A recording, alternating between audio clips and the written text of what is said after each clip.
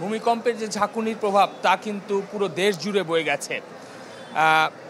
প্রায় 2 ঘন্টা হতে চললো ভূমিকম্প হয়েছে, কিন্তু মানুষের মনে যে উদ্বেগ আতঙ্ক তা কিন্তু এখনও বিরাজমান। হযরত শাহজালাল আন্তর্জাতিক বিমানবন্দরে আমরা রয়েছি। বিমানবন্দরের অর্থাৎ ডিপারচার যে টার্মিনালটি রয়েছে সেই টার্মিনালের 4 নম্বর গেট 5 নম্বর গেটের সামনে এখানে বুয়েটের একটি টিম আসলে এখানে রয়েছে। মেহেদী হাসান আনসারি, বুয়েটের সিভিল ডিপার্টমেন্টের অধ্যাপক সহ বুয়েটের একটি টিম এখানে এসেছে এবং এই যেহেতু বাংলাদেশ থেকে আন্তর্জাতিক যোগাযোগের সবচেয়ে বড় বিমানবন্দর এটি, তো এখানে কয়েকটি জায়গায় ফাটল দেখা দিয়েছে এবং আমরা নিচে দেখছি যে সেই ফাটলের যে অংশ সেই অংশ কিন্তু আমরা নিচে পড়ে থাকতে দেখছি। এখানে ল্যাডার রাখা হয়েছে এবং বুয়েটের অধ্যাপকরা আসলে উপরে উঠবেন, উপরে উঠলে আসলে বোঝা যাবে যে ফাটলের চিত্র কী কিংবা কতখানি ঝুঁকিপূর্ণ এই অবস্থায় রয়েছে।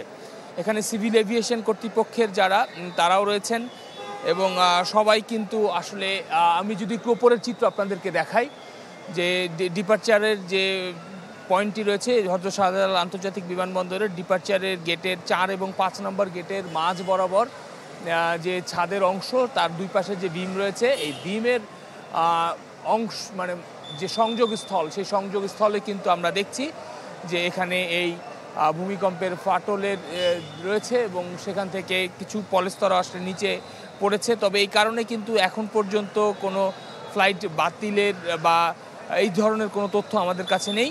তবে এখানে জায়গাটি নিরাপত্তা বেষ্টনীর মধ্যে ফেলে দিয়ে যারা প্রকৌশলী রয়েছেন বা বিশেষজ্ঞ যারা রয়েছেন তাদের দিয়ে আসলে এখন যাচাই বাছাই করা হচ্ছে আসলে কতখানি।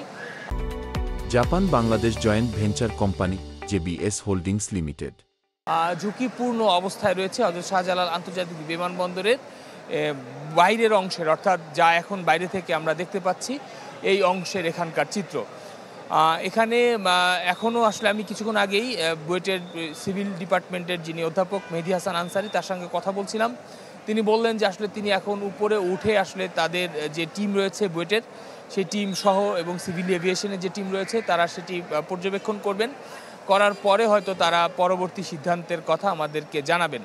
তবে বাইরের ভেতরে আরও কোনো জায়গায় এমন ফাটল হয়েছে কিনা সে বিষয়ে আসলে এখন পর্যন্ত কর্তৃপক্ষের কাছ থেকে কোনো ধরনের বক্তব্য পাওয়া যায়নি।